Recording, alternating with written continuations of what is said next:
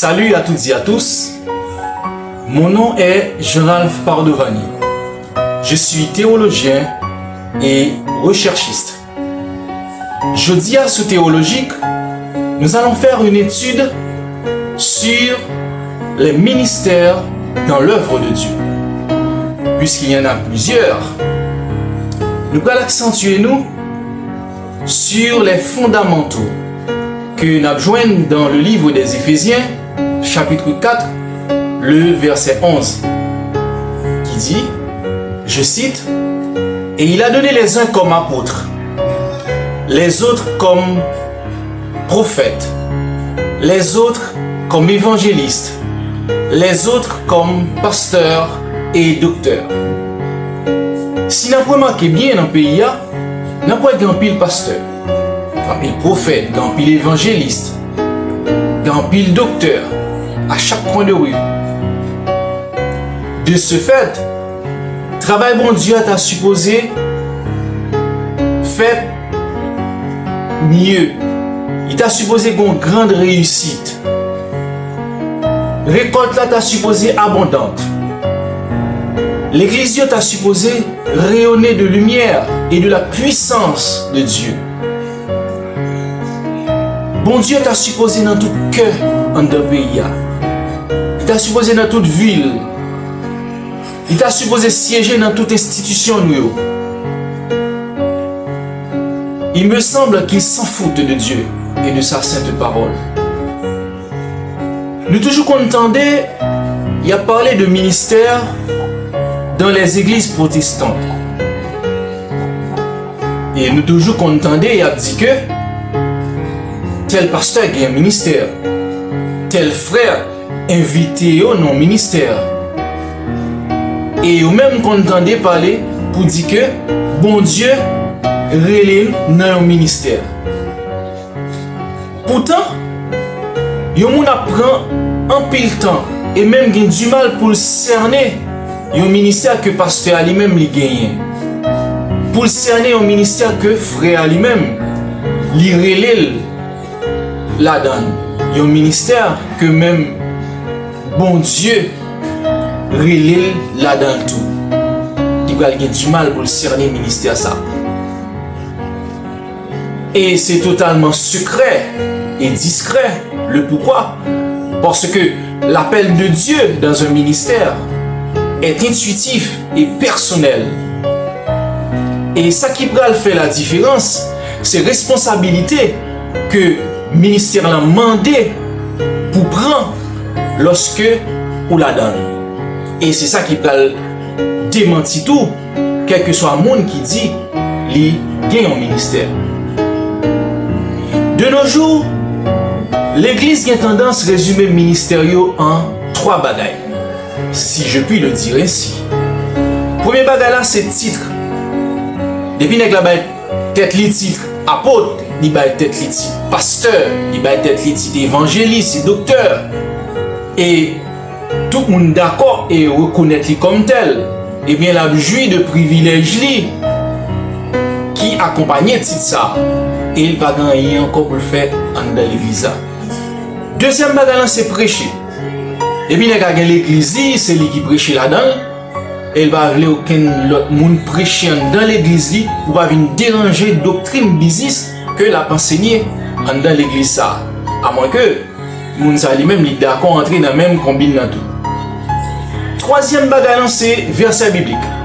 Depuis nèg la compte tout verset biblique li, et go pasteur li, et go docteur li, c'est go évangéliste, c'est go apôtre, et li ka interpréter yo d'après lui-même, pas gen l'autre monde qui ka fait ça encore. Écoutez bien pasteur. Yon monde qui doit intéresser avec la Bible, yon monde qui doit aimer bon Dieu, li vle kon bon Dieu. Et moun sa capable de prendre la Bible pour lire, analyser et interpréter premièrement à la lumière et à la puissance de l'Esprit de Dieu. Deuxièmement, il doit analyser à la lumière de l'histoire.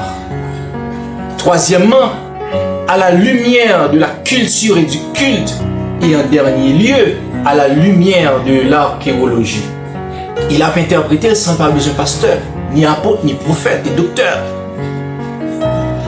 Et ça vient me faire comprendre que nous tellement cachés des vérités que grand pile monde cap garder nous, cap tendre nous et cap finalement ouais nous dans erreur et que n'a mené en pile monde cap suivre nous tout dans erreur. Mon ministère là sorti dans langue latine qui dit ministerium, qui veut dire servir. Ce qui veut dire un monde qui dans un ministère sont serviteurs liés. Et grec ancien pral ba nous raison pour dire que le mot diakonos en grec signifie ministre en français, mais dans le sens de serviteur. Mon ministre est qu'on utilisait comme synonyme du mot diacre. Et qui ça un diacre? Un diacre c'est un ministre de la parole de Dieu. Un diacre c'est un collaborateur d'un responsable d'église. Pas besoin de sacrer pour ça. Pour qui ça? Parce que le mot diacre vient du latin diaconus, qui signifie serviteur de Dieu.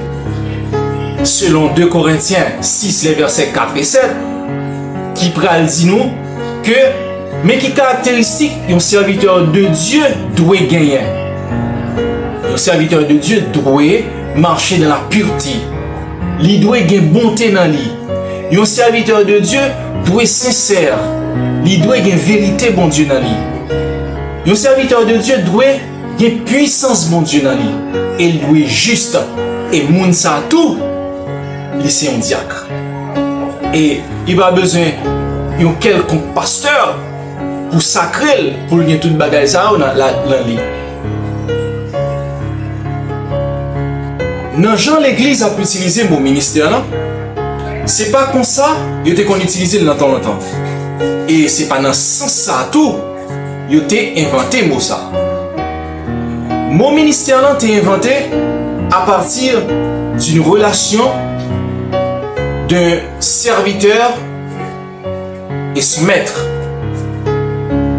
Le maître là, vous serviteur, ils font travail pour lui. Il était qu'on relève serviteur ça dans l'époque ça. Minus, qui veut dire petit, faible, qui dérivait du latin ministerium, qui veut dire lui-même ministère. Et il était qu'on relève mettre là tout, manius, qui veut dire grand, fort, qui dérivait du latin magisterium, qui veut dire lui-même magistère.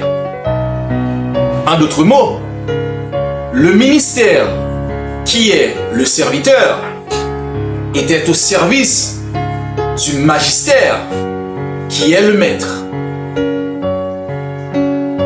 La problématique, si problématique il y a, c'est que le mot ministère a été appliqué dans la théologie et a pris le sens d'appel divin. Ce qui veut dire nous-mêmes, qui c'est l'Église, nous c'est le ministère et nous sommes au service de Dieu, qui est le magistère. Je reprends pour vous. Puisque le ministère qui représente le serviteur était au service du magistère qui représente le maître, eh bien nous-mêmes, qui c'est l'Église, on représente le ministère et nous sommes au service de Dieu qui représente le magistère. Et puisque Dieu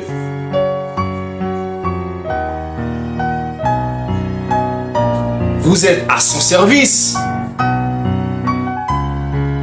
et bon Dieu lui-même, l'Esprit, fait un seul avec l'Église, selon 1 Corinthiens 6, le verset 17, alors vous êtes aussi au service du peuple de Dieu. Et si vous refusez de faire cela, chers pasteurs, prophètes, chers apôtres, évangélistes et docteurs, si vous refusez, malheur à vous. Dit Luc dans le livre des Actes des Apôtres. Malheur à vous.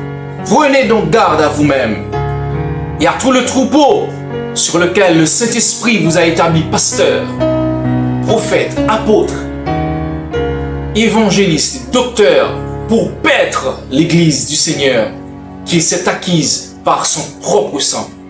Prenez donc garde à vous-même. Ou même qu'à utiliser verset pour tromper moun que bon Dieu va surveiller pour lui. Prenez donc garde à vous.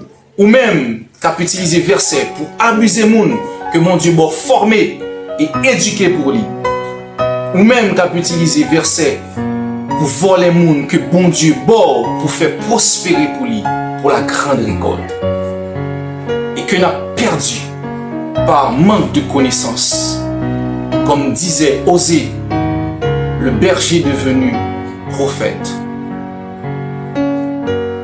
Sachez bien, pasteur, prophète, apôtre, sachez bien, évangéliste et docteur, que chacun a sa vérité et que Dieu seul est la vérité absolue. Et si je puis parodier la célèbre phrase du docteur Jerry Sandidge, je cite: le manque de connaissance entrave la connaissance de la vérité absolue. Fin de citation. Sur ce, moi espérer que nous t'es très attentifs et nous t'y apprendre ensemble. Et dans la prochaine vidéo, nous allons parler du premier ministère, qui est le ministère apostolique. De là, je vous donne rendez-vous pour une autre capsule d'information et de formation sur théologique.